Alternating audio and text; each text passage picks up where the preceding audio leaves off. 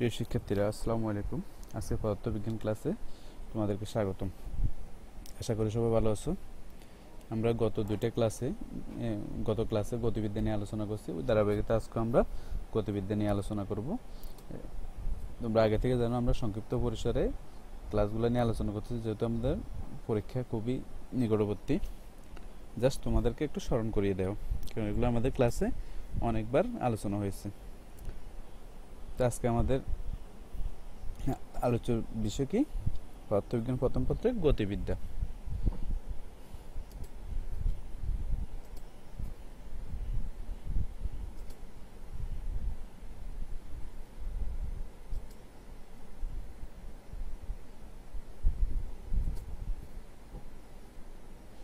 তাহলে আমরা গত ক্লাসে প্রাস নিয়ে আলোচনা করছিলাম। আজকে আমরা প্রাসের সার্বাধিক উচ্চতা, অর্থাৎ একটা প্রাস কোনো কিছু আমি যে অনুভূমিকভাবে সাথে তির্যকভাবে নিক্ষেপ করি সেটি সর্বাধিক কত উচ্চতা উঠবে তার এখন আমরা বের করব সর্বাধিক উচ্চতা। দেখো 3.22 এই সমীকরণ থেকে আমরা জানি প্রাসের ক্ষেত্রে তথা অনুভূমিক বস্তুর নিক্ষিপ্ত বস্তুর ক্ষেত্রে যে কোনো মুহূর্তে তার বেগের উলম্ব উপাংশ এবং সরণের উলম্ব উপাংশের মধ্যে সম্পর্ক v square y equal to v Y not square minus 2gy। এই সূত্রটা এসছে মূলত পড়ন্ত বস্তু সূত্র থেকে।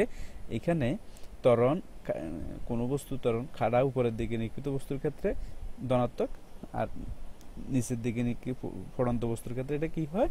ঋণাত্মক হয়। এই কারণে এখানে কি হয়েছে? Minus g. তাহলে v square v not square plus 2as এর জায়গায় কি হয়েছে? Minus g. তাহলে এস এর জায়গায় সরণ এস, সেটা ছিল রৈখিক সরণ, এটা হচ্ছে কি উচ্চতা অর্থাৎ উলম্ব সরণ। তাহলে এটা কি হয়েছে? ওয়াই ধরছি। তাহলে বি স্কোয়ার ওয়াই সমান B Y not square minus 2gy।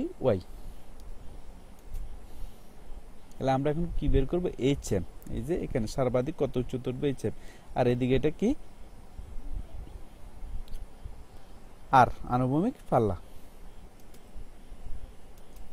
এখন দেখো সর্বাধিক উচ্চতায় বস্তুর বেগের উলম্ব উপাংশ শূন্য হয়, অর্থাৎ সর্বাধিক উচ্চতা উঠলে আর উপরের দিকে বস্তু যাবে না, তখন উলম্ব উপাংশ কি? জিরো। বি ওয়াই সমান কি হবে? জিরো হবে।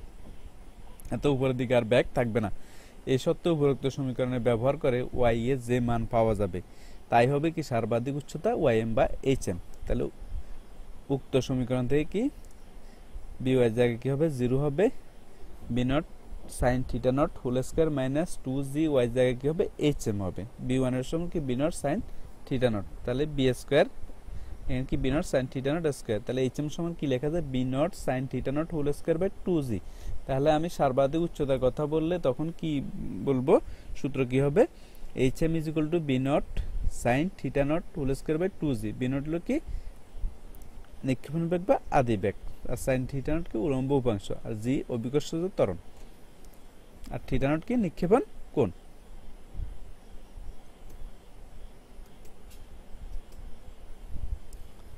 যেহেতু কোন স্থানে জি একটি ধ্রুবরাশি, জি কি? অভিকর্ষজ ত্বরণ, তাহলে এইচ এম সমানুপাতিক v not sine theta not whole square. সুতরাং দেখা যায় একটি প্রাস সর্বাধিক যে উচ্চতায় উঠবে তা বস্তুর আদি বেগের উলম্ব উপাংশের অর্থাৎ বি নট সাইন থিটা নটের বর্গের সমানুপাতিক। উড্ডয়নকাল বা বিচরণকাল, অর্থাৎ এটা আকাশে কতক্ষণ থাকবে। আমি যদি কোনো কিছু নিক্ষেপ করি অনুভূমিকের সাথে, এটা একটা বর্ষা হইতে পারে, একটা ডিল হইতে পারে, যে কোনো কিছু হইতে পারে, আমি এটা যখন নিক্ষেপ করবো এটা আকাশে কতক্ষণ থাকবে ওই সময়কে কি বলো? উড্ডয়নকাল বা বিচরণকাল। দেখো 3.21 এই সমীকরণ থেকে আমরা জানি প্রাস বা নিক্ষিপ্ত বস্তুর ক্ষেত্রে তার অবস্থান ভেক্টরের উলম্ব উপাংশ এবং সময়ের মধ্যে সম্পর্ক y v why not T minus half g t square. এটা আসছে s equal to u t plus half a t square থেকে। এখানে এই জায়গায় কি হবে? জি হয়েছে মাইনাস জি, কারণ এটা পড়ন্ত বস্তু সূত্র প্রযোজ্য। তাহলে v why not T minus half g t square, আর ওয়াই কি? উলম্ব সরণ। নিক্ষিপ্ত বস্তু বা প্রাসের নিক্ষেপের পর আবার ভূপৃষ্ঠে ফিরে আসতে যে সময় লাগে তাকে কি বলে? উড্ডয়নকাল বা বিচরণকাল বলে। বস্তু ভূপৃষ্ঠে ফিরে আসলে, যখন ফিরে আসে তখন কি উলম্ব সরণ থাকে? এটা যখন উপর থেকে নিচে চলে আসছে, ভূমিতে পড়ে গেছে, তখন কি উপরের দিকে সরণ আছে? নাই। এই কারণে ওয়াই সমান কি? জিরো। এই সত্ত্বেও উপরোক্ত সমীকরণে বসালে টি এর যে মান পাওয়া যাবে তাই হবে কি? উড্ডয়নকাল। তাহলে উড্ডয়নকাল বা বিচরণকালকে কি দ্বারা প্রকাশ করে? টি দ্বারা প্রকাশ করা হয়। তাহলে কি লিখা যায়? ওয়াই জায়গায় 0 v not sine theta not T minus half g t square v one এর সমান কি v not sine theta not, এটা আমরা আগে থেকে জানি। তাহলে টি সমান 0 বা টি সমান কি 2 B not sine theta naught G. এখন দেখো টি এর এখানে আমরা দুইটা মান পাবো, ঠিক আছে। তাহলে যেহেতু টি সমান 0 ভূপৃষ্ঠ থেকে যে মুহূর্তে বস্তুটি নিক্ষেপ করা হয় তাই নির্দেশ করে, তাহলে বাকিটা হবে কি উড্ডয়নকাল বা বিচরণকাল। তাহলে টি সমান 2 B not sine theta naught বা জি কি বস্তুটির উড্ডয়নকাল নির্দেশ করে। যেহেতু কোন স্থানে 2/জি একটি ধ্রুব রাশি, এখানে অভিকর্ষ স্থান আছে, এটা কি ধ্রুব রাশি, তাহলে টি সমানুপাতে V not sine theta naught. সুতরাং দেখা যায় উড্ডয়নকাল বস্তুর আদি বেগের উলম্ব উপাংশের সমানুপাতে, আগেটা কি ছিল বর্গের সমানুপাতিক, এটা কি উলম্ব উপাংশের সমানুপাতিক। এখন আমরা বের করব আনুভূমিক পাল্লা আর, অর্থাৎ আমি কোনো কিছুকে নিক্ষেপ করলে এটি সর্বাধিক যে দূরত্ব অতিক্রম করে তাকে কি বলে অনুভূমিক পাল্লা বলে। অনুভূমিক বরাবর যে দূরত্ব অতিক্রম করে তাকে কি বলে অনুভূমিক পাল্লা। নিক্ষিপ্ত বস্তুটি বা প্রাসটি আদি উচ্চতায় ফিরে আসতে যে অনুভূমিক দূরত্ব অতিক্রম করে তাকে কি অনুভূমিক পাল্লা বলে। নিক্ষিপ্ত বস্তু বা প্রাসের নিক্ষেপণ স্থান এবং ভূপৃষ্ঠ থেকে ফিরে আসার সময় যে অনুভূমিক দূরত্ব y সমান 0 বিন্দু অতিক্রম করে তাই হচ্ছে অনুভূমিক পাল্লা আর।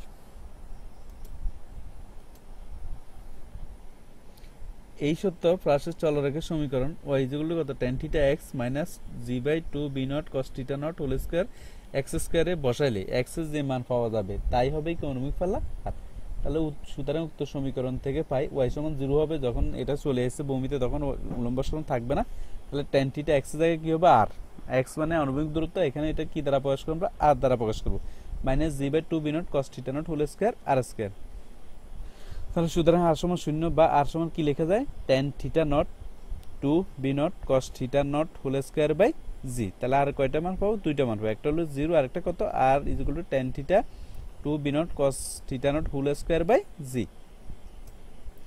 কিন্তু r সমান 0 যে মুহূর্তে বস্তুটি নিক্ষেপ করা সেই মুহূর্তে দূরত্ব নির্দেশ করে। তো আমি যখন নিক্ষেপ করছি তখন কি এটা কি কোনো অনুভূমিক দূরত্ব অতিক্রম করছে, এখানে করি নাই, করব নিক্ষেপণের মুহূর্তে, তখন এটা কি r সমান 0। তাহলে r সমান কত লিখে যায় 2 tan থিটাকে কি লেখা যায় 2 sin theta by cos theta, tan থিটাকে কি লেখা যায় sin theta by cos theta. তাহলে b নট স্কয়ারটা তুলে দিলে tan সমান sin বাই cos, এটা আমরা আগে থেকে জানি। তাহলে b nought square cos square theta nought, b nought square cos square theta nought by g। দেখো 2 b nought square sin theta nought cos theta nought by g, এখানে 2 sin theta nought cos theta সমান sin 2 theta nought লিখা যায়। তাহলে b nought square sin 2 theta nought by g। তাহলে r এর সূত্র কি, অনুভূমিক পাল্লা r নির্ণয়ের সূত্র কি b nought square sin 2 theta nought by g। তাহলে একটা প্রাসের আণবিক পাল্লার কথা আসলে আমি কোন ইকুয়েশনটা মনে রাখবো, r সমান b nought square sin 2 theta nought by g। তাহলে প্রক্ষেপক ও প্রাসের পাল্লা বস্তুর আদি বেগ ও নিক্ষেপণ কোণের উপর নির্ভর করে। তাহলে কিসের উপর, আদি বেগ কি b নট আর নিক্ষেপণ কি থিটা নট। আদি বেগ যত বেশি হবে অতিক্রান্ত দূরত্ব তথা আণবিক পাল্লা তত বেশি হবে। এই জন্য আমরা দেখি অ্যাথলেট লং জাম্প দেওয়ার আগে কিছু দূর দৌড়ে আসেন যাতে তার আদি বেগ বেশি হয়। এখন এটা অনুধাবনমূলক প্রশ্নে আসে অ্যাথলেট লং জাম্প দেওয়ার আগে কিছু দূর দৌড়ে আসেন কেন, তাহলে কিসের জন্য, আদি বেগ বৃদ্ধি করার জন্য।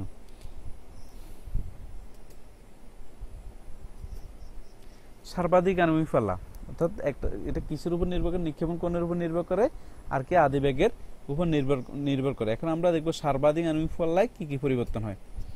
নিক্ষিপ্ত বস্তু সর্বাধিক যে আণবিক দূরত্ব অতিক্রম করে আদি উচ্চতায় ফিরে আসে তাকে কি আণবিক পাল্লা বলে। তাহলে সমীকরণ থেকে দেখা যায় জি ধ্রুবক হয় আদি বেগের মান বি নট স্থির থাকলে আণবিক পাল্লা বস্তুটি কিসের উপর নির্ভর, কোণের উপর নির্ভর করে, অর্থাৎ যে কোণে নিক্ষেপ করছে নিক্ষেপণ কোণ থিটা নটের উপর নির্ভর করে, তার উপর নির্ভর। সুতরাং আর সর্বাধিক হবে যখন sin 2 থিটা নটের মান সর্বোচ্চ হবে। তাহলে sin থিটা নটের মান sin এর সর্বোচ্চ মান কত +1, তাহলে 2 থিটা নট +1 হলো 90 ডিগ্রি। তাহলে 2 থিটা নটের মান কত হতে হবে 45 ডিগ্রি হতে হবে।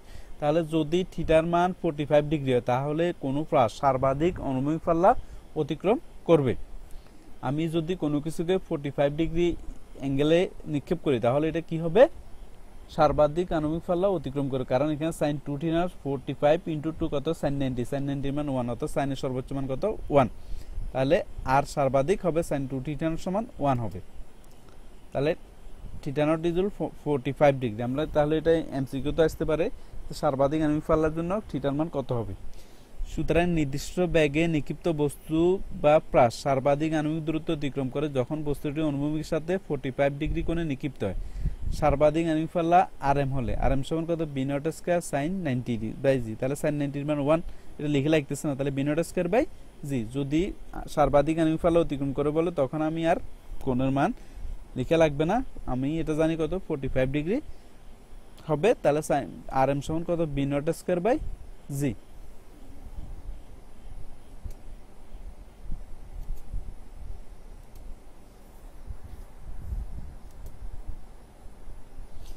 অনুভূমিকভাবে নিক্ষিপ্ত বস্তুর গতিপথ, তাহলে আমি উপর থেকে কোনো কিছু অনুভূমিকভাবে নিক্ষেপ করলে এটার গতিপথটা কি হবে? চিত্রটা লক্ষ্য করো, ও বিন্দু মূল বিন্দু, y অক্ষ আছে, ধনাত্মক আর ঋণাত্মক অক্ষ, এখানে x অক্ষ দেয়া আছে।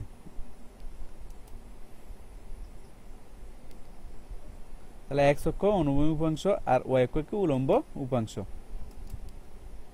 ধরা যাক যে বিন্দু থেকে বস্তুটি নিক্ষেপ করা হয় সেটি প্রসঙ্গ কাঠামো xy এর মূল বিন্দু, এখানে মূল বিন্দুটা কত y ও, প্রসঙ্গ কাঠামো ধনাত্মক y অক্ষ বরাবর খাড়া উপরের দিকে, এটা কোন দিকে? উপরের দিকে, এবং ধনাত্মক x অক্ষ ধরা হয় বস্তুটি যে দিকে অনুভূমিক দূরত্ব অতিক্রম করে সেদিকে, তাহলে অনুভূমিক দূরত্ব কোন দিকে অতিক্রম করে? এদিকে অতিক্রম করে। বস্তুটি আদি অবস্থানে x নট সমান 0 y নট সমান 0, এখানে x এর মানও 0 y এর মানও 0, অর্থাৎ কোনো অনুভূমিক দূরত্ব অতিক্রম করে না, উলম্ব দূরত্ব অতিক্রম করে না, তাহলে এটা কোন বিন্দু? মূল বিন্দু। বস্তুটি নিক্ষেপ করা হলে এর উপর অভিকর্ষ ত্বরণ g খাড়া কোন দিকে গিয়ে করে? নিচের দিকে গিয়ে করে, তাহলে এই জায়গায় কি হবে? মাইনাস জি। y অক্ষ বরাবর ত্বরণ কি হবে? মাইনাস জি। ধরা যাক t সমান 0 সময়ে বস্তুটি ও বিন্দু থেকে b নট বেগে অনুভূমিক বরাবর অর্থাৎ x অক্ষের সাথে 0 ডিগ্রি কোণ কত?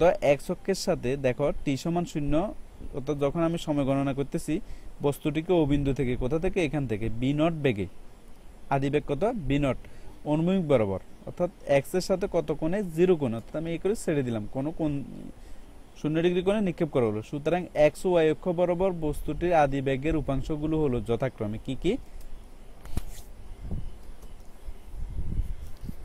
bx নট সমান b নট cos 0, যেহেতু x এর মান কত? 0, থিটার মান কত? 0 ডিগ্রি, এখানে cos থিটা নটের জায়গায় কত লিখছি? 0 ডিগ্রি, তাহলে y নট সমান কি হবে? 0 ডিগ্রি, তাহলে b cos 0 এর মান 1, b নট আছে, আর এখানে sin 0 এর মান কত? 0।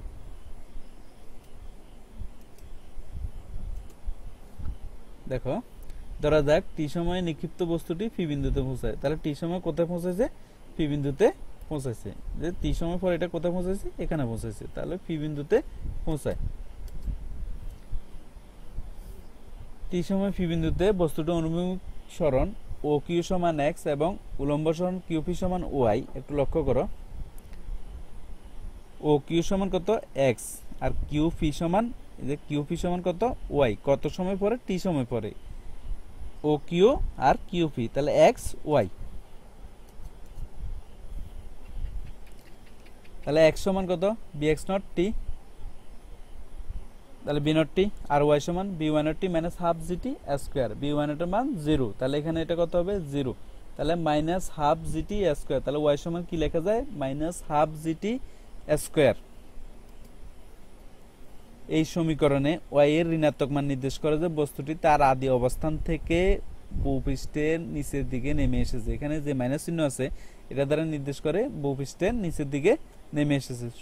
কোনো বস্তুর গতিপথের সমীকরণ হচ্ছে যে কোনো মুহূর্তে তার স্থানাঙ্কগুলোর সম্পর্ক নির্দেশক সমীকরণ। তাহলে 3.40 ও 3.41 সমীকরণে টি এর সাথে এক্স ও ওয়াই এর সম্পর্ক নির্দেশ করে, টি এর সাথে এক্স ও ওয়াই এর সম্পর্ক নির্দেশ। এই সমীকরণ থেকে টি অপসারণ করলে এক্স ও ওয়াই এর সম্পর্ক পাওয়া যায়। তাহলে এখান থেকে টি অপসারণ করতে হলে এখানে টি সমান কত লিখা যায়? এক্স বাই বি নট লিখা যায়। এটা আমি কোথায় বসাবো? এই যে 3.41 এ বসাবো। তাহলে ওয়াই সমান মাইনাস হাফ জি, টি জায়গায় কি লিখছি? X by b nought whole square, তাহলে কত? 2 B not square x square. এখন দেখো ইকুয়েশনগুলা এতক্ষণ আমরা যেগুলো আলোচনা এগুলো প্রায় রিলেটেড, তো এখানে একটু বেশ করে আনুভূমিক পাল্লা, তারপরে সর্বাধিক উচ্চতা, এগুলো প্রায় রিলেটেড সবগুলা।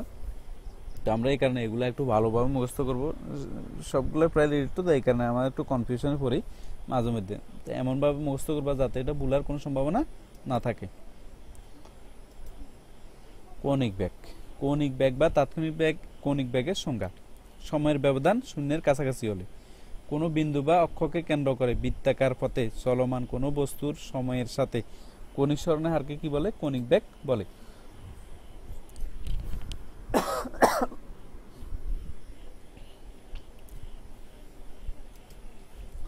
দেখো ডেল টি সময়ের ব্যবধানে কোন বস্তুর কনিক সরণ ডেল থিটা, সময়গত ডেল টি। এখানে ঘড়ির কাঁটার বিপরীত দিকে অ্যান্টি ক্লকওয়াইজে একটা গতি দেখানো হয়েছে। এর একটা বৃত্ত, বৃত্তের কেন্দ্র কি ও, এখানে কত কোণ উৎপন্ন, এ থেকে বি তে গেছে কত সময় পরে? টি সময় পরে। তাহলে এটা খুবই ক্ষুদ্র সময়, এখানে এটা ডেল টি দ্বারা প্রকাশ করছে। আর কোণের মান খুবই ক্ষুদ্র হতে কি? Del theta. আর তাহলে ডেল টি সময়ের ব্যবধানে বস্তুর কনিক সরণ ডেল থিটা হলে কনিক বেগ omega limit del tends to 0 del theta by del T. কিন্তু limit del tends to 0 del theta by del T হচ্ছে টি এর সাপেক্ষে থিটা এর অন্তরক। এটা কি? টি এর সাপেক্ষে থিটা এর অন্তরক D theta by DT. Omega সমান কি লেখা যায়? D theta by DT. অর্থাৎ সময়ের সাপেক্ষে কনিক সরণের অন্তরককে কি বলে? কনিক বেগ বলে।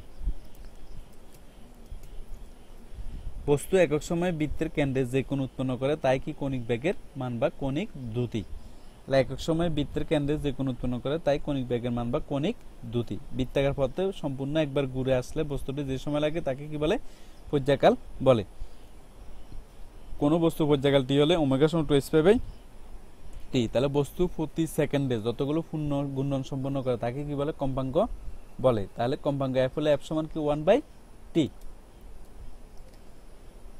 তাহলে সুতরাং ওমেগা সমান কি লেখা আছে? 2s by F 1 by T. এখানে 1 বাই টি মানটা বসালে কি লেখা যায়? 2s by F. আবার বস্তুটি টি সময় যদি এন সংখ্যক ঘূর্ণন সম্পন্ন করে তাহলে এফ সমান কি লেখা যাবে? N by T. তাহলে 2s বাই এন বাই কত লেখা যায়? টি লেখা যায়। কনিক বেগের মাত্রা দেখো, কনিক বেগের মাত্রা হচ্ছে কোণ বাই সময়ের মাত্রা। তাহলে সুতরাং ওমেগা সমান কি? L by l cross t. তাহলে ইনভার্স টি হয়। তাহলে দেখো কনিক বেগের একক, কনিক বেগের একক হবে কোণ বাই সময় এর একক, অর্থাৎ রেডিয়ান পার সেকেন্ড।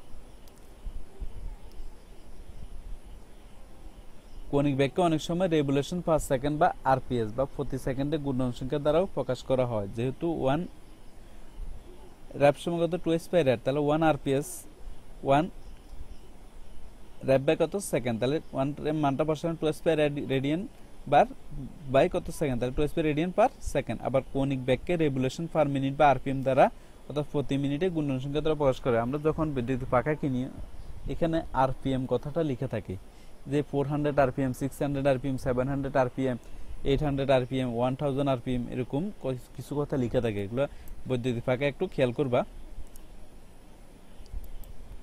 তাহলে এটা দ্বারা কি বোঝায়? প্রতি মিনিটে ঘূর্ণন সংখ্যা বোঝায়। তাহলে যেটার আরপিএম বেশি সেটা কি? প্রতি মিনিটে বেশিবার ঘুরবে। তাহলে কনিক বেগকে রেভলিউশন পার মিনিট বা আরপিএম দ্বারাও কি প্রকাশ করা, প্রতি মিনিটে ঘূর্ণন সংখ্যা দ্বারাও প্রকাশ করা হয়ে থাকে। আরপিএম কে 1 আরবি বাই মিনিট। তাহলে 2s by rate by 60 second. তাহলে 5 বাই 30 রেডিয়ান পার সেকেন্ড। এগুলো মুখস্থ রাখবা। রৈখিক দ্রুতি ও কনিক দ্রুতির সম্পর্ক V is equal to omega R বা আর ওমেগা। এখানে রৈখিক দ্রুতি কি? আর আর কনিক দ্রুতি কি? ওমেগা। আমরা জানি আর ব্যাসার্ধের বৃত্তাকার পথে চলমান কোনো বস্তুর অতিক্রান্ত দূরত্ব রৈখিক দূরত্ব এস, কনিক দূরত্ব থিটা হলে, আমরা একটু আগে বৃত্তটা দেখছি সেখানে আর ব্যাসার্ধ কত ছিল? আর ছিল। তাহলে রৈখিক দূরত্ব এস, কনিক দূরত্ব কি? থিটা হলে এস ইজ ইকুয়াল টু কি? R theta. উভয় পক্ষকে সময়ের সাপেক্ষে অন্তরীকরণ করে। তাহলে ds by dt, d by dt, r theta. তাহলে কত লিখে যায়? R d theta by dt. এখন দেখো ডিএস বাই ডিটি হচ্ছে রৈখিক দ্রুতি বি, আর ডি থিটা বাই ডিটি হচ্ছে কনিক বেগ ওমেগা। তাহলে বি সমান কত লিখে যায়? R omega.